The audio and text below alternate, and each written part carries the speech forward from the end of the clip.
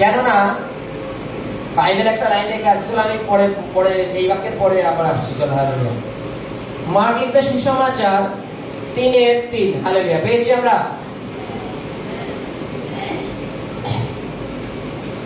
তখন তিনি সেই শুষ্ক হস্ত লোকটিকে কইলেন, মাঝখানে আসিয়া দাঁড়াও।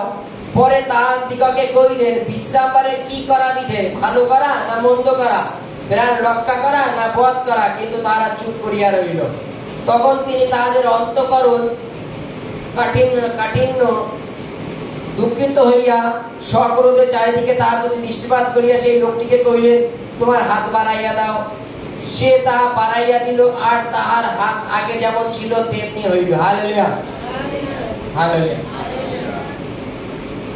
দেখো, ভালো কর্ম করা আর মন্দ কর্ম করা আমরা এখনো বুঝি না। আমরা যতজন এখানে আছি আমরা এখনো বুঝি না। বাইবেলের কাছে বিশ্রামবারে একটা লোক, তিনি যীশু খ্রিস্ট যেখানে বাক্য প্রচার করছিলেন সেখানে আসলেন। এসে তার একটা হাত শুকনো ছিল। যীশু খ্রিস্ট তাকে ডেকে বলছে, তুমি এই মাঝখানে এসে দাঁড়াও।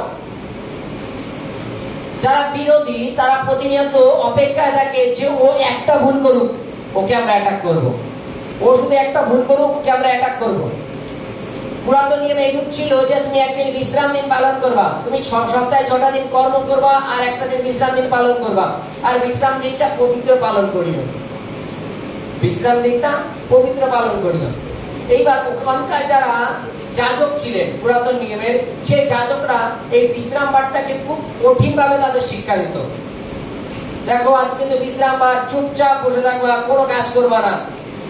তোমার সামনে যদি কেউ দাপিয়ে মরে যায়, জল চেয়ে তবু জল দেবা না, বিশ্রাম বার আজকে। কেউ যেতে যেতে পড়ে যদি যায় তার তুলবা না, কেননা আজকে বিশ্রাম বার। এইরূপ কঠিন নিয়ম ছিল। যাজকরা এইরূপ শিক্ষা দিত। এবার যারা শিক্ষা পেয়েছে তাদের মস্তিষ্ক, মানে তাদের ভাবনা ঠিক তদ্রূপ হয়ে যায়, তাই তো নাকি? এতদিন ওই ভাবনায় চলছিল।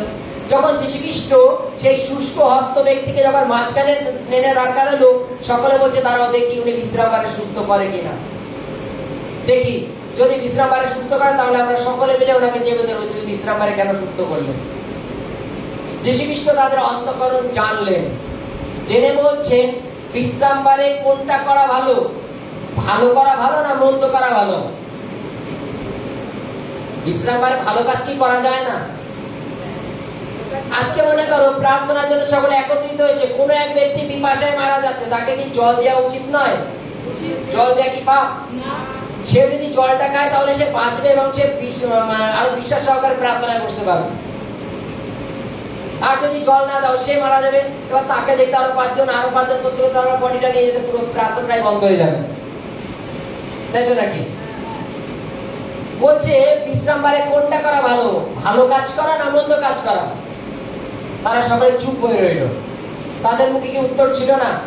কেউ না কেউ বলতে পারতো যে, প্রভু আমরা বিশ্রামবারে এইরূপ পালন করি যে বিশ্রামবারে কেউ যেন কারোর কোনো একটাও যেন কাজ না করে, যেমন কাউকে যেন 1 গ্লাস জলও ভরে না দেয়।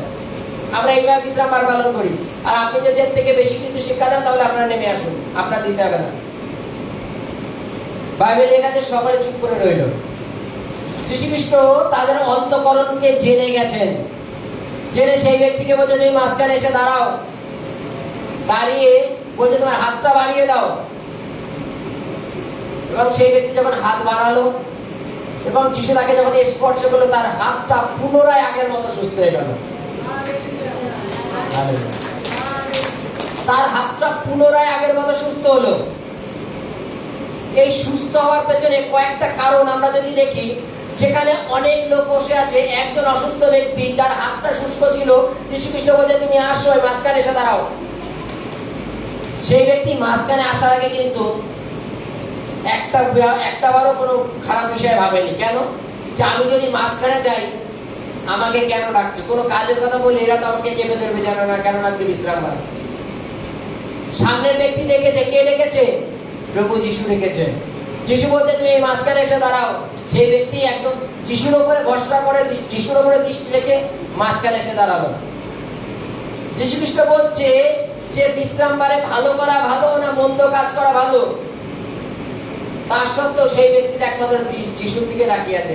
সে বলতে পারতো যে প্রভু আজকে বিশ্রামবার আছে, আজকে আপনি কালকে আমাকে সুস্থ করেন, আমি সাইডে গিয়ে দাঁড়াই যেন গন্ডগোল না হয়।